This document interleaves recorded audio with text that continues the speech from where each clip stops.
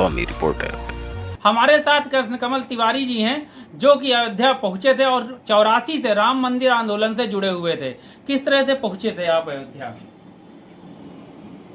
हमारे कार सेवक तो छोटे मोटे साधनों से यहाँ से प्रस्थान किए, लेकिन रास्ते में रोके गए, साधन छोड़ दिए उन्होंने और गांव देहात गलियारों से होते हुए अपना रास्ता पूछते पाछते अयोध्या की ओर प्रस्थान किया। हम लोग मोटरसाइकिल से हम थे, मोटरसाइकिल भी हमारी रोकी गई, चारों तरफ पीएसी और पुलिस लगी हुई थी। हम लोग भी मुख्य मार्ग छोड़कर गांव से निकल करके किसी तरह से अयोध्या पहुँचे। अयोध्या का फैजाबाद में वहाँ पे जो मुख्य पुल था, उस पुल पे इतनी फोर्स लगी हुई थी और वही एक रास्ता था निकलने का अयोध्या जाने का, वहाँ से नहीं क्रॉस कर पाए। तो उसके कई किलोमीटर पहले से हम लोग उतर करके एक कोई शुगर फैक्ट्री पड़ती है, वहाँ से होते हुए हम लोग पूछते पाछते दर्शन नगर पहुँच गए, जो कि अयोध्या में ही लगता है। फिर उस दर्शन नगर से होकर के हम लोग मुख्य अयोध्या में पहुँचे जा करके, जहाँ पर लाखों की तादाद में भीड़ इकट्ठा थी। वो एक आंदोलन था, एक जलजला था। आज जब वो भगवान के नाम पर स्वतः स्फूर्ति की भावना थी। हम लोग तो एक निमित्त मात्र थे कि अगुआ बन करके खड़े हो गए और एक आवाहन किया और हजारों लोग इकट्ठे हो जाते थे। गांव के देहात और शहर के हर जगह सहयोग मिलता था। मुलायम सिंह यादव ने कहा कि परिंदा पर नहीं मार सकता। क्या डर नहीं लगा कि गोली चल जाएगी, लाठी चल जाएगी? वो सब जान की बाजी लगा करके लोग पहुंच गए कि पहुंचेंगे हम लोग और कार सेवा करेंगे, और पहुंचे वहां पर लोग। सारी बैरिकेटिंग सब ध्वस्त हो गई बाद में। लेकिन एक चीज ये भी देखा जाता है कि राम मंदिर आंदोलन जब ढांचा खत्म हो गया, उसके बाद विश्व हिंदू परिषद के जो बड़े नेता थे वो सब हाशिए पे चले गए। वो कहाँ गायब हो गए पता नहीं चला। जो धार्मिक भावना से, राम भक्ति से जुड़े हुए लोग इस आंदोलन में अपना अग्रसर थे, तो ढांचा ध्वंस होने के बाद वो भक्ति भावना से प्रेरित थे। उनको कोई राजनीति करनी नहीं थी, जिनको राजनीति करनी थी वो अपना लगे रहे उसमें, दूसरे रास्ते से अपना वो उसमें राजनीतिक संगठनों में चले गए।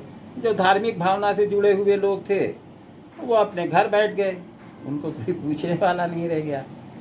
लेकिन ये है कि आज ये सुनहरा दिन आया है कि अब मंदिर का निर्माण होने जा रहा है। सुप्रीम कोर्ट का आदेश हो चुका है। हमारे प्रधानमंत्री जी 5 तारीख को वहाँ पे पहुँच रहे हैं। आभार, प्रसन्नता है हम लोगों को कि जीवन हमारा। प्रधानमंत्री जी जा रहे हैं। बहुत से लोग कह रहे हैं कि उनको नहीं जाना चाहिए, ये सेकुलरिज्म के खिलाफ है। क्या मानते हैं आप, उनको नहीं जाना चाहिए? ऐसे लोग जाना क्यों नहीं चाहिए? ये भारतीय संस्कृति का कार्य है और भारतीय संस्कृति जो है वो धर्मनिरपेक्ष है ही है। नहीं तो कहाँ दूसरे धर्मों के लोग यहाँ पे बसे हुए हैं। ये यहाँ के हिंदुओं की धर्मनिरपेक्षता ही तो है। उसको क्या धर्मनिरपेक्षता विश्व सिखाएगा? हिंदू स्वयं में धर्मनिरपेक्ष है।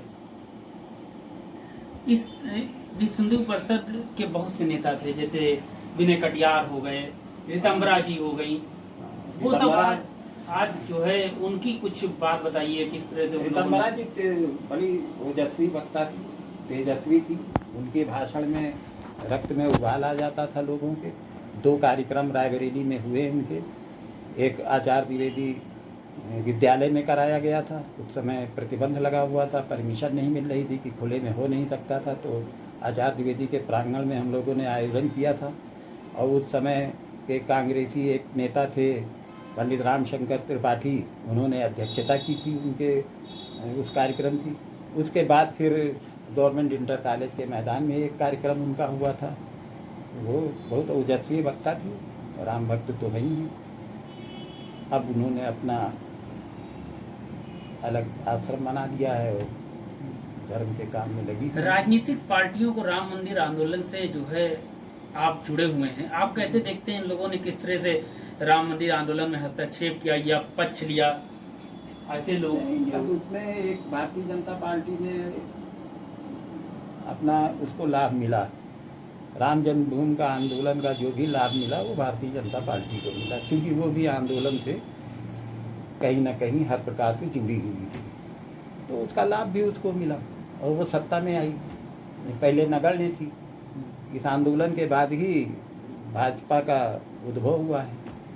अब उसमें कुछ भी कहें नेता, लेकिन लाभ तो राम के नाम का ही मिला है उसको। आपकी इच्छा नहीं हुई कि आप विश्व हिंदू परिषद से जुड़े थे, राम मंदिर आंदोलन से जुड़े थे, आप विश्व हिंदू परिषद से निकल के भाजपा में जाके राजनीति करते हैं जिस तरह और लोगों ने किया? नहीं नहीं, हम पहले भी कोई राजनीतिक संगठन में नहीं रहे, सिर्फ एक धार्मिक भावना बस राम जन्मभूमि के आंदोलन से, चूँकि हमारी संस्कृति का ये बहुत बड़ा कार्य था, उससे जुड़े और उसी में रहे। पहले लोग स्वयं जो है खुद जो है राम मंदिर आंदोलन से जुड़ गए थे, लेकिन आज जो है अगर कोई विश्व हिंदू परिषद कोई कार्यक्रम करता है राम मंदिर से जुड़ा हुआ, तो विश्व हिंदू परिषद को जनजागरण करना पड़ता है। ऐसा इतना बड़ा परिवर्तन कैसे? क्या पीढ़ियों का परिवर्तन है या कार्यशैली का परिवर्तन कहें, या फिर कहें कि बहुत से लोग जो कि इस आंदोलन से जुड़े थे वो राजनीति में चले गए। इससे आम जनता को ये लगा कि ये सब राजनीति करते हैं, धर्म की राजनीति करते हैं। तो जो वास्तव में धार्मिक थे वो अपना जो करना था उनको, या जो करना है वो करते रहते हैं। वो लंबी लड़ाई के बाद आप लोगों को सफलता मिली, क्या कहना चाहेंगे उन लोगों को जो ये कह रहे थे कि मंदिर वहीं बनाएंगे लेकिन तारीख नहीं बताएंगे?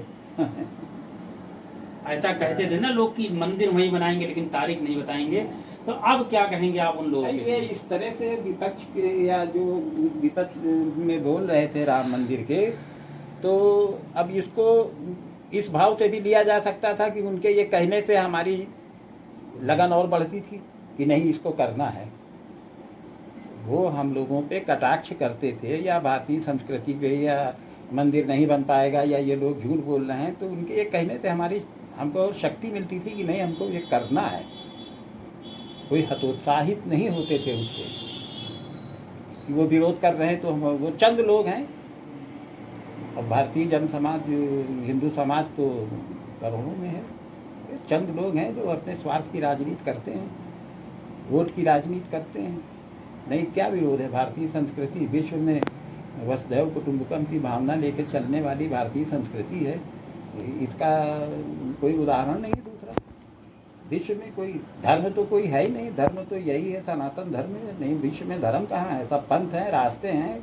बहुत से महापुरुष आए, जहाँ पर आए, जिन्होंने जैसा रास्ता बताया लोग उस पर चलने लगे, वो तो पंथ है। लेकिन अवतार तो भारत भूमि पर ही होता है परमेश्वर का। धर्म तो यहीं से उत्पन्न हुआ, धर्म तो वही मानव धर्म है, और वही हिंदू समाज सनातन धर्म अपनाए हुए है। इसमें किसी पंथ की उपेक्षा नहीं है। सारे पंथ, भारत में ही कई पंथ पैदा हुए, भारत भूमि से जो पंथ पैदा हुए वो उनका सम्मान है। कुछ विदेशी भूमि के पंथ हैं जो आकर के यहाँ बैठे हुए हैं, वो अपनी संस्कृति यहाँ पे चलाना चाहते हैं, उसी में टकराव होता है। लेकिन भारत भूमि की संस्कृति को मान करके चले, चाहे विदेशी पंथ हो चाहे जो हो, उसका भी सम्मान होगा। लेकिन अगर कोई यहीं पर रहे और रंग अपना विदेश का दिखावे, तो वो अपने को अलग खुद ही दिखा रहा है ना कि हम अलग हैं। एक लंबी लड़ाई के बाद राम जन्मभूमि का फैसला आया और मंदिर बनने की तारीख भी तय हो गई।